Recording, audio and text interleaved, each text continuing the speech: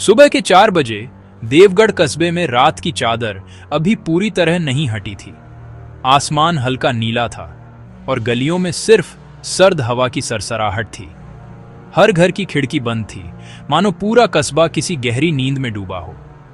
प्राचीन शिव मंदिर के शिखर पर भगवा ध्वज लहरा रहा था और मंदिर की घंटियों की आवाज हर सुबह कस्बे को जगाती थी।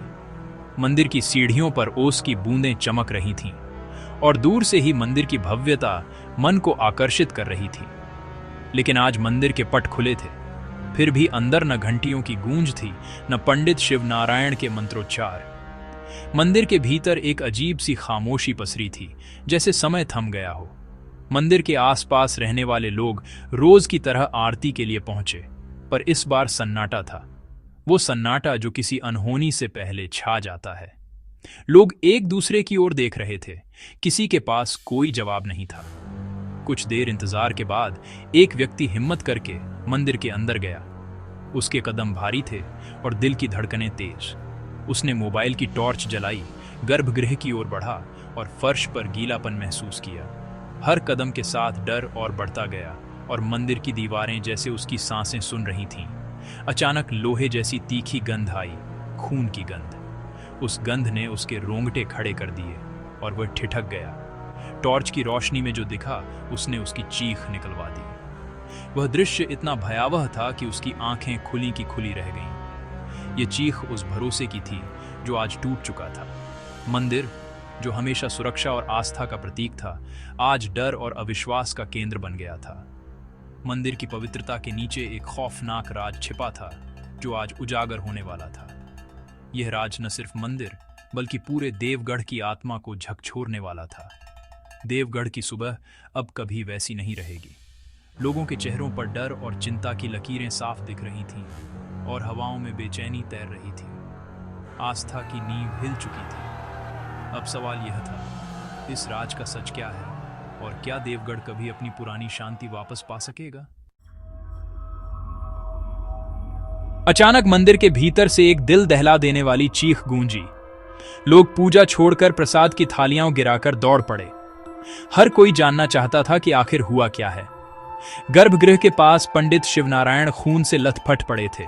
उनकी आंखें खुली थीं, लेकिन उनमें जीवन नहीं था।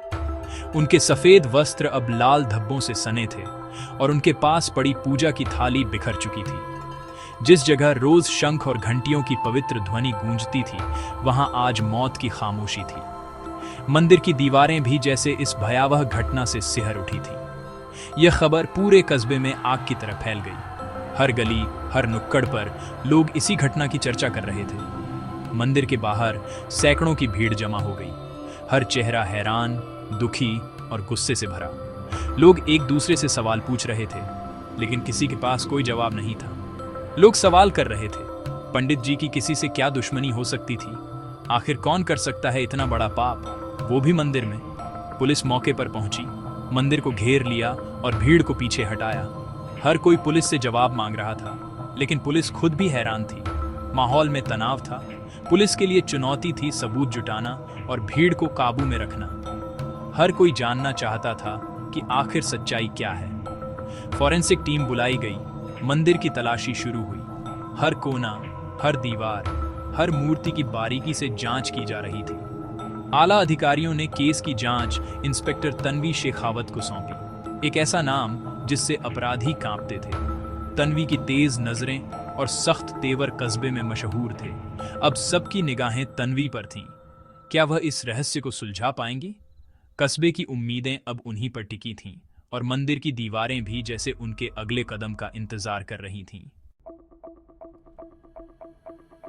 इंस्पेक्टर तन्वी शेखावत अपनी तेज तर्रार कार्यशैली और पैनी नजर के लिए जानी जाती थीं। सुबह 10 बजे तन्वी अपनी टीम के साथ मंदिर पहुंची। उन्होंने भीड़ को नियंत्रित करने और मीडिया को दूर रखने के निर्देश दिए। क्राइम सीन पर तन्वी ने ग्लव्स पहनकर गर्भगृह का मुआयना किया। पंडित शिवनारायण के सिर पर किसी भारी चीज से वार हुआ था, लेकिन संघर्ष के खास निशान नहीं थे। तन्वी ने मंदिर के कर्मचारियों से पूछताछ शुरू की। आखिरी बार पंडित जी को कब देखा था? वह हर चेहरे के भाव और बॉडी लैंग्वेज को गौर से देख रही थी। पूछताछ में पता चला पंडित जी पिछले कुछ समय से परेशान थे। तन्वी ने इसे अपनी डायरी में नोट किया और मंदिर परिसर की छानबीन शुरू कर दी। जल्द ही मंदिर की दीवारों के पीछे छिपे राज सामने आने वाले थे।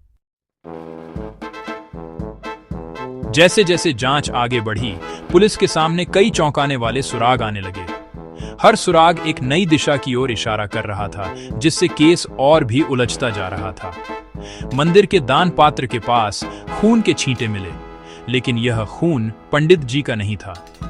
इसका मतलब था कि संघर्ष के दौरान कातिल को भी चोट आई थी। पुलिस ने खून के नमूने फॉरेंसिक जांच के लिए भेजे ताकि कातिल की पहचान हो सके।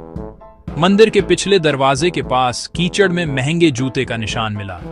यह साफ था कि कातिल या तो इसी रास्ते से आया था या भागा था। जूते के निशान से यह भी अंदाजा लगाया गया कि आरोपी कोई आम इंसान नहीं, बल्कि कोई रसूखदार हो सकता है। हैरानी की बात यह थी कि मंदिर के सीसीटीवी कैमरे हत्या से कुछ घंटे पहले ही बंद कर दिए गए थे। पुलिस को यकीन था कि यह कोई इत्तेफाक नहीं, बल्कि सोची समझी साजिश थी। इससे साफ था कि कातिल को मंदिर की व्यवस्था, सुरक्षा और कैमरों की पूरी जानकारी थी। शायद वह मंदिर से जुड़ा कोई व्यक्ति था या फिर किसी अंदरूनी आदमी की मदद ली गई थी। पंडित शिवनारायण के कमरे से मिली डायरी ने केस को नया मोड़ दे दिया। उसमें लिखा था, मंदिर के फंड में गड़बड़ी का शक और ट्रस्ट के एक सदस्य की धमकी। डायरी के पन्नों में छुपे राज पुलिस के लिए बेहद अहम थे। अब पुलिस को यकीन हो गया कि हत्या का मकसद सिर्फ लूट नहीं था। इसके पीछे कोई गहरा राज या निजी दुश्मनी भी हो सकती थी। डायरी की वजह से जांच की दिशा ट्रस्टी बोर्ड और मंदिर के अंदरूनी मामलों की ओर मुड़ गई। पुलिस ने ट्रस्ट के सभी सदस्यों से पूछताछ शुरू कर दी। इंस्पेक्टर तन्वी ने टीम को पंडित जी के कॉल रिकॉर्ड्स और धमकी भरे कॉल्स की गहराई से जांच का आदेश दिया। हर कॉल, हर संदेश अब शक के घेरे में था। हर सुराग एक नई पहेली बनकर सामने आ रहा था और पुलिस को अब हर कड़ी को जोड़कर इस रहस्य की गुत्थी सुलझानी थी। डायरी की जानकारी ने तन्वी को मंदिर ट्रस्ट तक पहुंचा दिया। शहर के सबसे अमीर और प्रभावशाली लोग, ट्रस्ट के सभी सदस्यों को थाने बुलाया गया। अध्यक्ष दीनानाथ शर्मा, कोषाध्यक्ष रविशंकर और अन्य। पूछताछ में सभी खुद को बेगुनाह बताते रहे, लेकिन फंड के सवाल पर सुर बदल गए। अध्यक्ष ने अध्यक्ष पर आरोप लगाए। ट्रस्ट के अंदर पैसों को लेकर बड़ा विवाद था। जब तन्वी ने धमकी वाली बात का जिक्र किया तो कमरे में सन्नाटा छा गया। ट्रस्ट के बैंक खातों और ऑडिट रिकॉर्ड्स की जांच में लाखों की हेराफेरी सामने आई। पंडित जी की ईमानदारी किसी के लिए खतरा बन गई थी। अब मकसद साफ था, पैसों का लालच और राज छिपाने की कोशिश। लेकिन कातिल कौन था? तन्वी को अब ठोस सबूत की तलाश थी। तभी थाने में घबराया हुआ रोहित आया, मंदिर के पास चाय की दुकान चलाने वाला। उसने बताया, हत्या वाली रात उसने मंदिर की पिछली दीवार फांदते एक परछाई देखी थी। चेहरा नहीं देखा, लेकिन कद काठी और पहनावा याद था। गहरे रंग के कपड़े, नए चमकदार जूते। रोहित डर के मारे घर चला गया, लेकिन सुबह खबर सुनकर उसे रात की घटना याद आई। तन्वी ने उससे हर डिटेल पूछी, चलने का अंदाज, कपड़े, जूतों की बात सुनकर तन्वी को कीचड़ में मिले निशान याद आए। रोहित की गवाही ने केस को नया मोड़ दिया। तन्वी ने उसकी पहचान गुप्त रखने का भरोसा दिया। स्केच आर्टिस्ट बुलाया गया। रोहित की याददाश्त से संदिग्ध का स्केच बनना था। अब उम्मीदें उस स्केच पर टिकी थीं। पुलिस स्टेशन में स्केच आर्टिस्ट ने रोहित से सवाल पूछकर संदिग्ध का चेहरा कागज पर उतारा। स्केच पूरा हुआ। चेहरा था ट्रस्टी बोर्ड के कोषाध्यक्ष रविशंकर का। सब चौंक गए।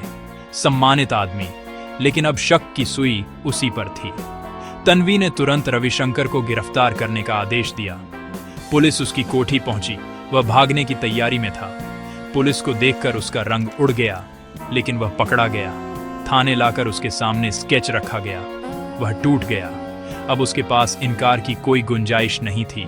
उसका नकाब उतर चुका था। लालच और अपराध का असली चेहरा सामने था। देवगढ़ मंदिर हत्याकांड का रहस्य अब सुलझने के करीब था।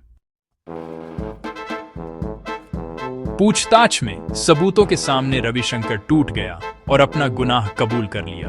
उसने बताया वह और कुछ ट्रस्टी सालों से मंदिर के दान में हेराफेरी कर रहे थे। पंडित शिवनारायण को शक हुआ, उन्होंने विरोध किया और धमकी दी गई। पंडित जी ने भ्रष्टाचार उजागर करने की ठान ली थी। हत्या वाली रात रविशंकर ने सीसीटीवी बंद किए, मंदिर के पिछले दरवाजे से घुसा। पंडित जी को पैसों का लालच दिया, लेकिन उन्होंने इनकार कर दिया। गुस्से में रविशंकर ने पीतल का दिया उठाकर वार किया। हाथापाई में उसका खून दान पात्र के पास गिरा और वह भाग निकला। उसने सोचा था कभी पकड़ा नहीं जाएगा, लेकिन कानून के हाथ लंबे होते हैं। उसने सिर्फ एक इंसान नहीं बल्कि हजारों की आस्था का कत्ल किया था। रविशंकर के कबूलनामे के साथ ही केस सुलझ गया, लेकिन तन्वी जानती थी यह गुनाह अकेले का नहीं। ट्रस्ट के और भी सदस्य शक के घेरे में थे। तन्वी ने प्रेस कॉन्फ्रेंस बुलाई। पूरा कस्बा जानना चाहता था कातिल कौन है। उन्होंने खुलासा किया कोषाध्यक्ष रविशंकर ने पैसों के लालच में हत्या की। लोगों को गुस्सा भी था, लेकिन सुकून भी कि पंडित जी को इंसाफ मिला। तन्वी ने ऐलान किया ट्रस्ट के बाकी सदस्यों की भी जांच होगी। धार्मिक स्थलों की आड़ में अपराध बर्दाश्त नहीं होंगे। लोगों का पुलिस और कानून पर भरोसा और मजबूत हुआ।